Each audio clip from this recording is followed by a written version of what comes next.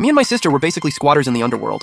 To get rid of us and make us reincarnate already, Mangpo gave us each a gift, the rebirth skill and a drop-dead gorgeous face. But my sister wanted to be the #1 noble lady in the capital all to herself. So she kicked me straight into a courtesan's womb, then crawled into the prince's wife's womb with the rebirth skill for herself. But the whole royal household was a nightmare. My sister ended up half paralyzed from all the abuse. Meanwhile, my courtesan mom was a total boss. She made me the most talented girl in the entire capital. In the end, jealousy turned my sister ugly. On the night of my debut, she grabbed me and jumped into the river, taking us both out. Why you? I refuse! Ah! I opened my eyes again, and we were back to the day we reincarnated, right there by the Bridge of Forgetfulness. My sister shoved me aside, and snatched the gorgeous face first. She reincarnated into the courtesan's womb. I watched her disappear and smirked. What she didn't know was, compared to that ruthless prince, my mom who ran the brothel scene was way scarier. Congrats, sis. You just walked straight into my trap. This time I'm putting the rebirth skill to good use, starting from the womb. I'm gonna make the whole royal family absolutely obsessed with me. I don't care. Figure it out. Save the mother, not the baby. If anything happens to my wife, you're all going down with her. So this is my royal daddy? Wow, he really loves my mom. What a catch. My mom is so lucky. Sure enough, the moment they heard my thoughts, both the screaming prince and the wailing princess froze. I smiled to myself inside the womb. They heard me. This rebirth skill is insane. And it's targeted too. I choose exactly who hears what. Everything is under my control. Last life, my sister had no idea this feature even existed. The rebirth skill defaults to broadcasting to the royal household's core members. When she heard the prince say, "Save the mom, not the baby," she completely lost it. Acting all devoted, huh? Building a whole reputation? Please. Bet he's already got a whole litter of kids with his mistresses outside. Her inner thoughts nearly caused a full blow-up between the prince and princess. After my sister was born, the prince didn't even glance at her, just held his wife and cried. Then my sister went passive-aggressive. "I'm your precious one, aren't I?" Her nasty inner thoughts made the prince's expression go ice cold. He had her taken away, and the princess started getting suspicious too. The princess suspected this girl was there to steal her husband's love, a total curse on this family.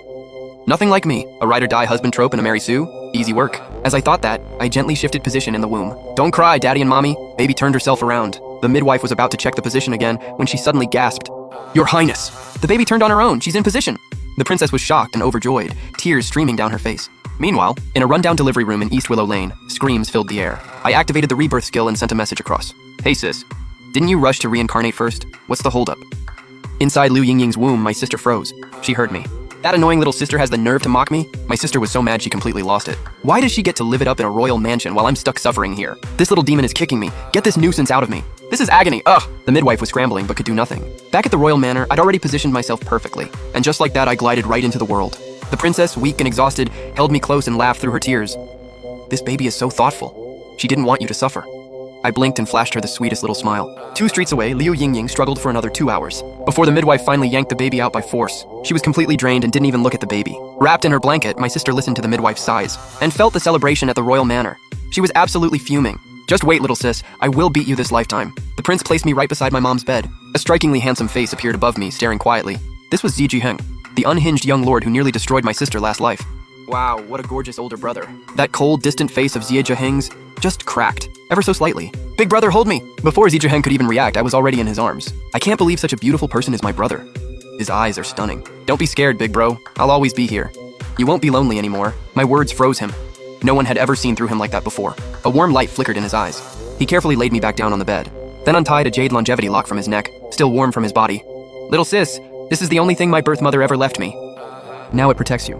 On the day of the full moon banquet, guests packed the hall. Meanwhile, the courtesan snuck my sister into the manor, hoping to use the banquet to climb the social ladder. As my sister grew prettier, the courtesan finally started treating her better. This life, my sister took my old path and quickly became a celebrated prodigy in the capital. Meanwhile, I was living the cozy life of a little princess in the royal manor, adored by everyone, and Zi Jiheng loved me too. Later, I kept hearing her name pop up in the noble ladies' gossip circles. The courtesan named her Royao, and she quickly became the darling of high society. All of the capital was amazed by her looks and talent. The next time I saw her was at my coming-of-age ceremony. She followed behind the courtesan in an exquisite silk dress but looked completely drained. Clearly, life had been rough on her. The moment she spotted me in my plain, everyday clothes, she strutted over with a smug look. "Zi Xiwei, looks like life hasn't been so great for you either. Everyone says the prince and princess favor that mysterious young lord way more. Seems like they barely even pay attention to you."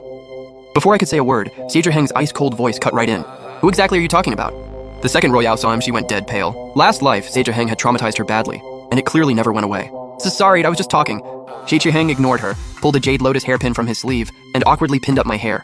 "Little sis, this is your coming-of-age gift. I made it myself, wishing you peace and happiness." He looked like he wanted to hug me after, but lowered his arms. I laughed and pulled him into a big hug.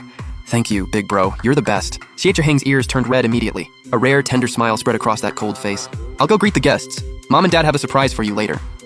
After he left, Royao lost it, grabbing my arm and demanding answers.